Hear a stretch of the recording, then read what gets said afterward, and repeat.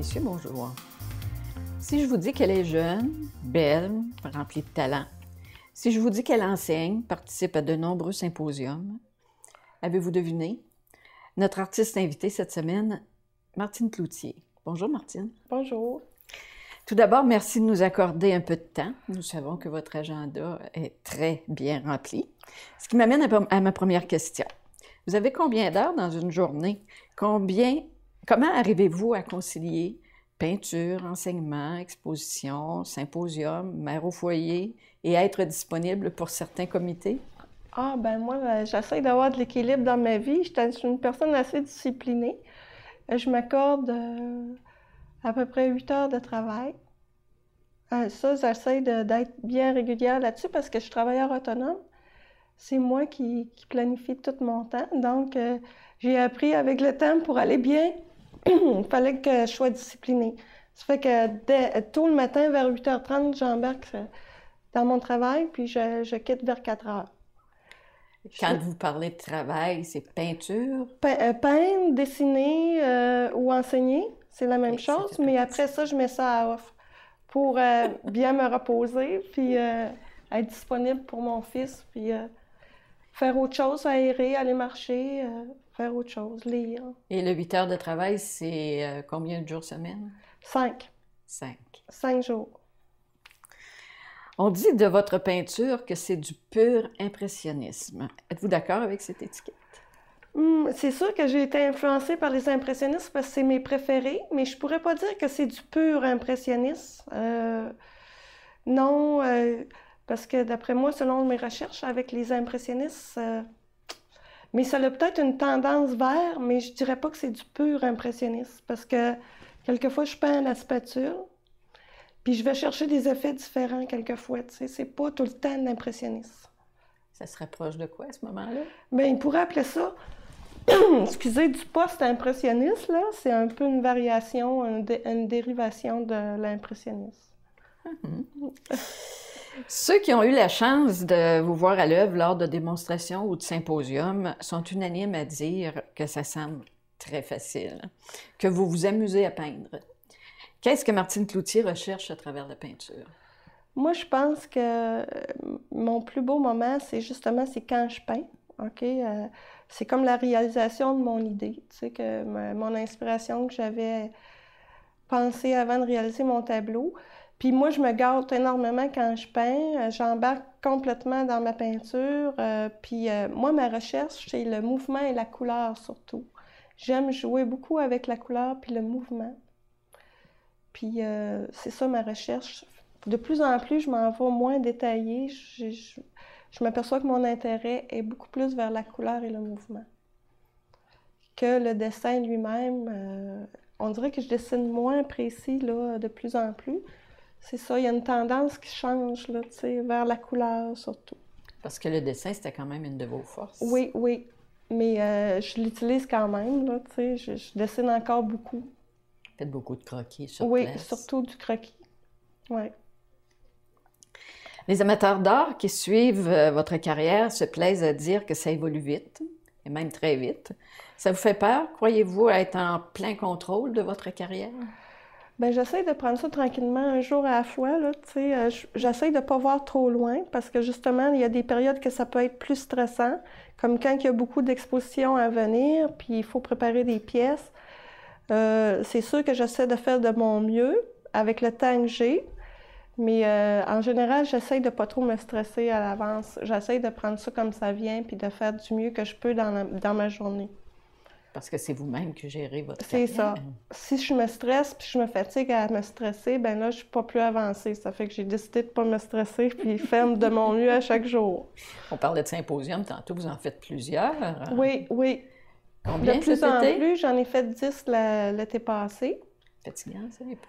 C'est fatigant, puis c'est enivrant en même temps. Ça apporte de l'énergie aussi. Qu'est-ce qui peut être fatigant? C'est le démontage, le montage, la route, les bagages. Mais quand on est présent sur place, on va chercher une énergie.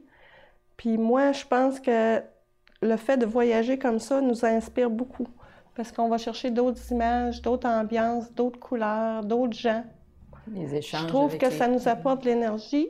puis ça nous enlève de l'énergie aussi, là, parce que c'est fatigant, mais ça nous en donne aussi. C'est comme un... Ça circule, là. Vous avez confié à des amis il y a peu de temps, j'aime essayer, j'aime expérimenter. Martine Cloutier se cherche-t-elle un nouveau style ou cherche-t-elle tout simplement des moyens nouveaux pour signaler son style? Moi, je pense que je suis motivée toujours par l'évolution, OK? Donc, moi, j'ai besoin d'évoluer, j'ai besoin de créer. Si je fais toujours la même chose, on dirait que j'ai moins de fun à peindre. Donc, moi, je dois, comme je suis une personne qui est assez perfectionniste dans ce que je fais, donc j'ai besoin de toujours parfaire ou expérimenter quelque chose au niveau d'un effet autre. Mais ça ne veut pas dire que je m'éloigne de ce que j'aime faire. Mais peut-être que ça évolue simplement. Puis j'essaie de prendre toujours du plaisir à peindre. Tu sais, ce que je fais, j'essaie d'être authentique et non de plaire à un public. C'est sûr que j'aime plaire à mon public, mais je veux avant tout rester en harmonie avec mes besoins, puis mon art à moi, là, le besoin d'évoluer, le besoin d'expérimenter, de voir autre chose, d'aller plus loin. Moi, je suis une personne comme ça. Puis vous expérimentez surtout à quel niveau? Les sujets, la matière, les moyens? Je dirais la matière, les moyens aussi, puis la couleur, les effets. Moi, ce que j'essaie d'aller chercher de plus en plus, c'est l'ambiance dans un tableau, l'atmosphère. C'est ça qui me stimule. C'est sûr que des fois, je file pour dessiner plus, faire... J'essaie d'y aller avec mes états d'âme, tu sais. Des fois, ça me tente d'être plus épurée. Des fois, ça me tente d'aller chercher un sujet plus complexe, plus dessiné, plus compliqué. Puis ça dépend comment je file. J'essaie de me respecter là-dedans parce que je trouve que quand on se respecte, on sort toujours quelque chose de beau. Quand on se respecte pas, ben là, il me semble qu'on aime moins notre pièce. Puis j'essaie de toujours être en harmonie avec mon dedans quand je peins. On sait que vous consacrez beaucoup de temps à l'enseignement. C'est important pour vous? Bien, c'est une façon de donner. Moi, je suis une personne qui est généreuse. Puis aussi, mon besoin c'est ça, de donner, de partager aussi. Parce que quand on est toujours en atelier, les artistes, on est bien seuls. Puis c'est une façon de partager les arts avec les autres. Mais éventuellement, j'aimerais réduire l'enseignement pour peindre plus, puis c'est déjà enclenché d'ailleurs, tu sais. Puis éventuellement, l'enseignement va prendre moins de place dans ma vie. Mais c'est pas parce que j'aime pas enseigner, parce que j'aime beaucoup partager avec les gens des connaissances, puis aussi le fait d'avoir des projets, de participer avec eux autres pour mettre en place les idées sur la toile. Puis c'est une belle énergie que je vais chercher dans les personnes. Mais c'est ça, éventuellement, j'aspire à peindre à temps plein. J'aimerais ça, hein, que tout peintre veut peindre à temps plein, puis je suis sûre que ça va arriver. Je travaille pour ça. Puis en tant qu'artiste, est-ce que l'enseignement vous apporte quelque chose directement? Oui, c'est sûr que ça nous garde toujours dans le vif, OK? Ça nous garde toujours en éveil. Exemple, moi, j'ai une bonne formation au niveau de... J'ai une bonne formation, c'est Raymond Lachance qui m'a donné ma formation. Puis tout ce qu'il m'a dit, dans le fond, il m'a appris à observer, tu sais. Puis je trouve que quand on ne retombe pas dans ça, à la source qu'il appelle, on le perd un petit peu. C'est bon, puis c'est pas bon. Il faut toujours rester un petit peu, revenir à la source, mais par contre, il faut être soi-même, il faut se donner la liberté d'évoluer aussi. Il faut en prendre, il faut en laisser. Bien, au niveau de l'enseignement, je pense que c'est ça là, que ça m'apporte. Ça me rapporte toujours à la source. L'important, là, tu sais, c'est quoi, finalement? Ça fait reviser les bases. Ça fait reviser les bases, ça fait qu'on les perd pas. C'est bien. Le fait de participer à de nombreux symposiums, c'est un excellent moyen de se faire connaître, d'établir son nom. C'est très exigeant aussi. On parlait des voyages, des longues heures debout, fatigantes. La pression de la foule aussi. Ça doit exiger une santé de fer. Prenez-vous le temps de prendre soin de vous? Oui, je prends mes vitamines tous les jours. J'essaie de m'aérer. Je suis une personne qui aime la spiritualité. Je m'accorde un temps pour ma spiritualité.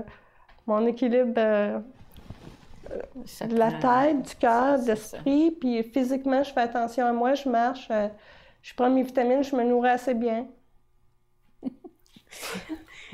Il faut faire attention à soi, exact. On dit que le milieu de la peinture est dur pour ces artistes. Souvent, on doit attendre son tour. Plus un artiste monte, plus l'entonnoir se referme. Il faut être patient avant d'obtenir ce qu'on appelle la gloire, ou du moins la reconnaissance. Lorsqu'on vise haut, qu'on aspire à une grande carrière, c'est souvent le prix à payer. Où se situe Martine Cloutier à travers tout ceci?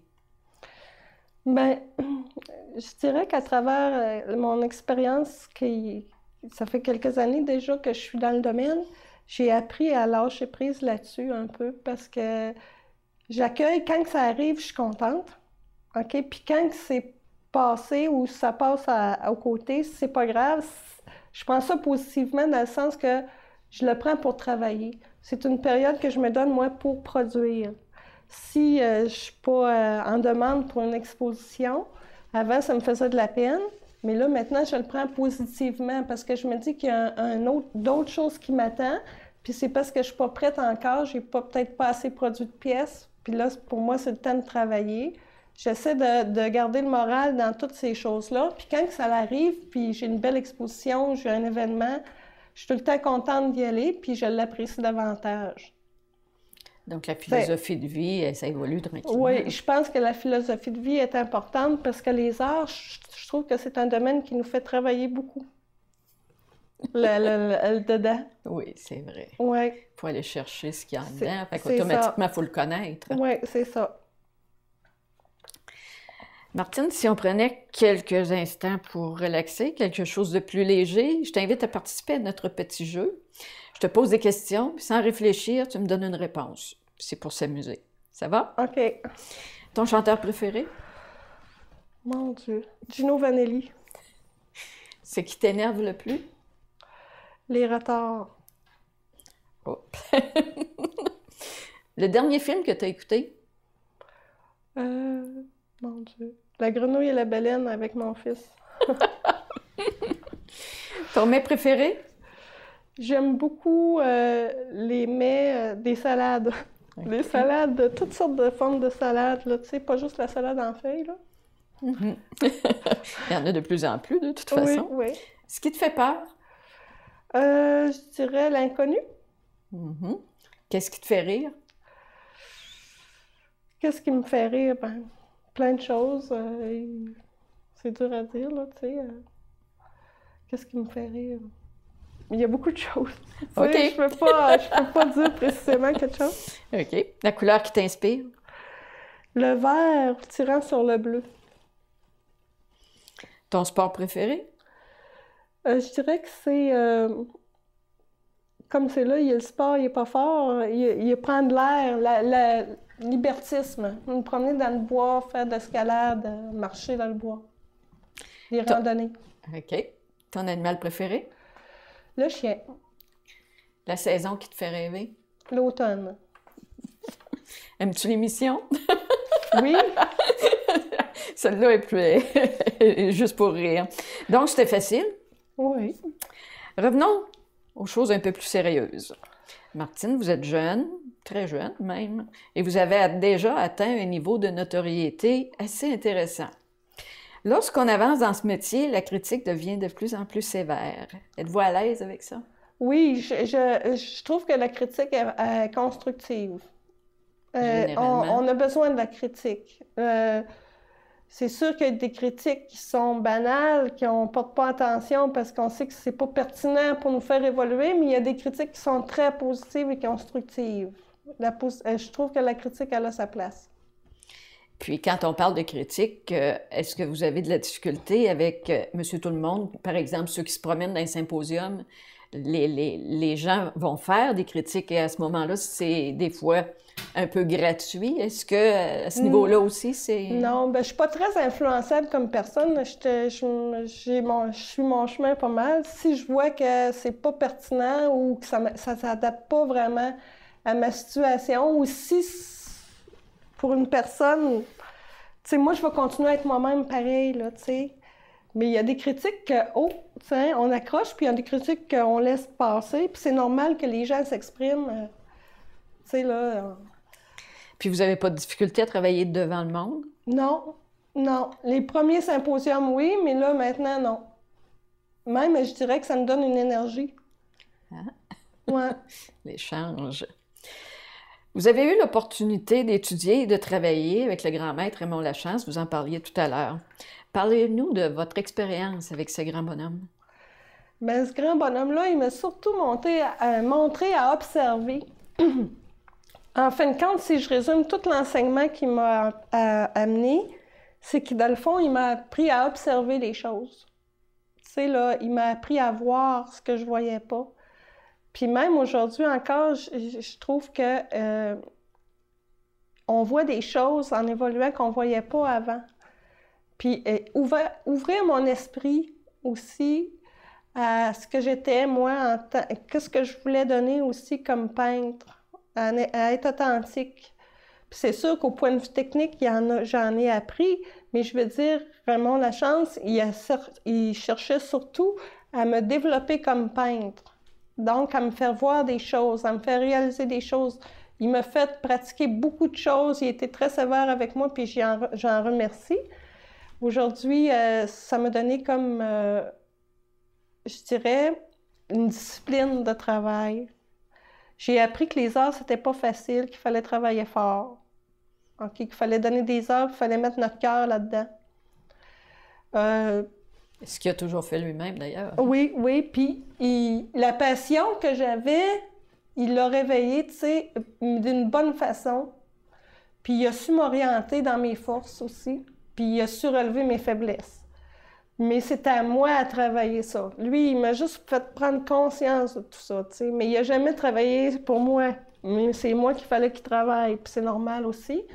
Mais ça a été très, très, très bon pour moi de le rencontrer. Ça a été un bon tournant dans ma vie. Puis, vous avez parlé d'apprendre à voir les choses. C'est ce que tout artiste devrait faire et c'est ce qui est la chose importante pour un artiste, d'apprendre à voir les choses et à le montrer. Finalement, on montre des choses qui sont banales, qui sont courantes, qui sont sous les yeux de tous les gens, mais que bien des fois, les gens ne remarquent même pas et on les traduit d'une autre façon. Je pense que c'est... C'est comme donner la vie à quelque chose que les gens, c'est ça, là, ils remarquent pas. Exemple, tu vas voir un amoncellement de mouvements de foin, de tiges. Personne ne s'arrête à ça, tu sais. Mais l'œil du peintre, c'est de voir la beauté dans tout ça, puis c'est de donner la vie, c'est d'aller voir les couleurs, c'est d'aller voir la luminosité, c'est d'aller voir le mouvement. Puis arriver à rendre ça vivant sur un tableau, c'est ça le défi du peintre, là, tu sais, dans le fond. C'est d'aller relever des images qui nous touchent aussi. Aller chercher ce qui nous touche dans la nature, partout, dans les gens, dans... C'est ça, c'est s'exprimer, peindre, finalement. C'est d'aller chercher tout ça, là, puis de l'amener techniquement aussi, là. C'est pas facile, techniquement. Puis c'est aussi d'amener l'idée qu'on a en dedans. Qu'est-ce qu'on veut montrer à travers tout ça, là? Ça prend du travail, puis ça prend... Il faut se connaître aussi, je pense, pour peindre. C'est essayer de transmettre des émotions. Oui, finalement. c'est ça. Nous avons appris... on a certains espions, semble-t-il, que vous aviez envie de jeter un coup d'œil vers l'Europe et particulièrement vers la France. Parlez-nous de votre rêve. Ah, mon Dieu!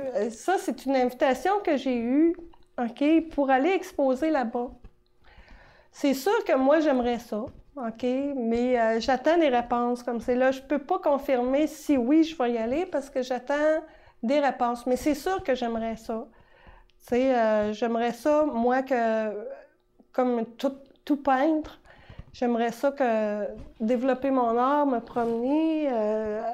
C'est sûr que moi, là, c'est mon rêve, ça. Tu sais, là, de peindre tout le temps, là, tu sais, à temps plein, puis de se faire connaître ailleurs. De se faire connaître. Mais... Ces pays-là ont quand même déjà une culture artistique assez poussée. Oui, oui. Oui, c'est ça. Puis aller là aussi, m'imbiber des lieux. Puis c'est sûr que c'est un rêve, là.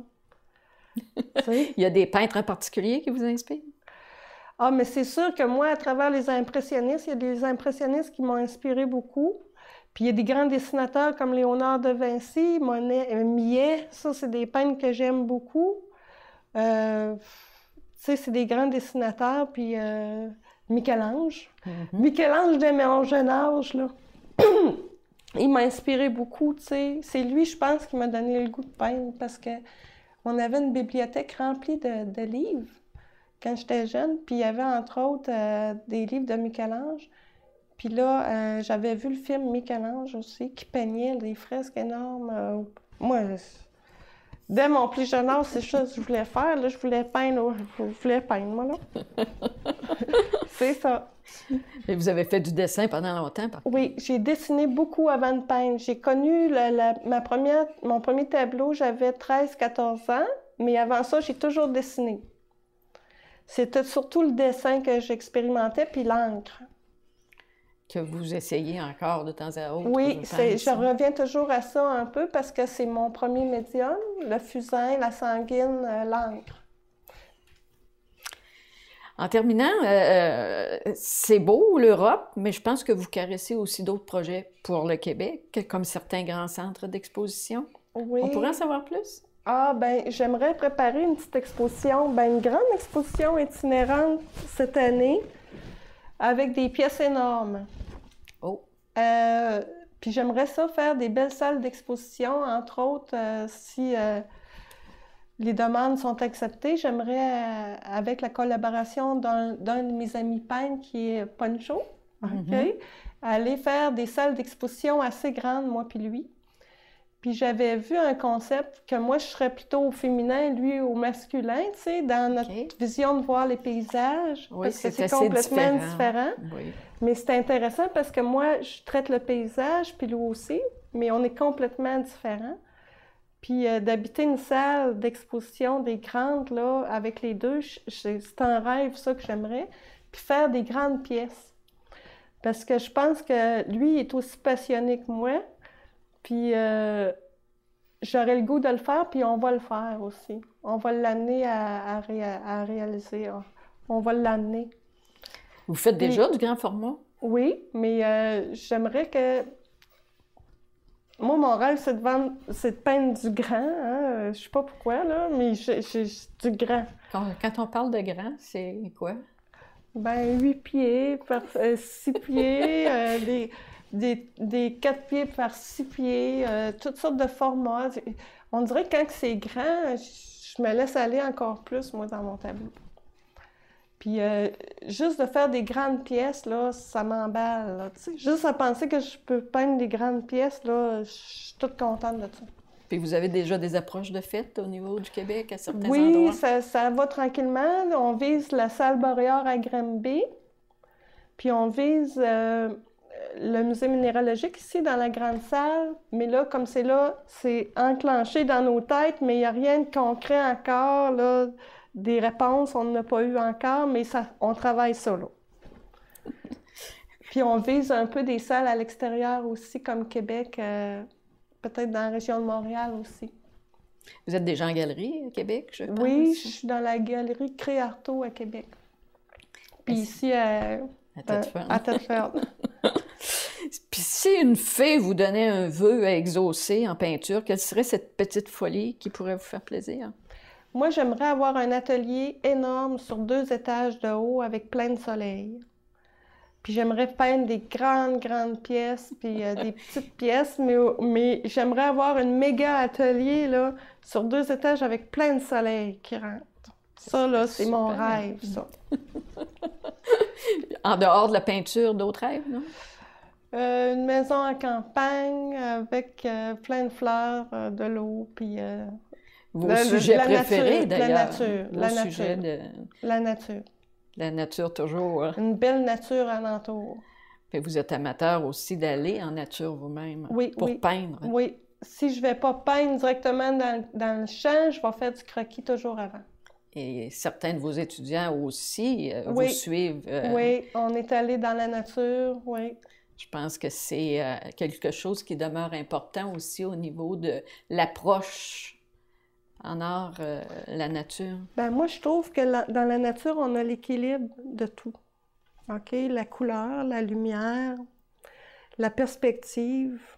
OK? On a tout ce qu'il faut apporter, là. Tu sais, là, on a juste à regarder une maison, on étudie la perspective.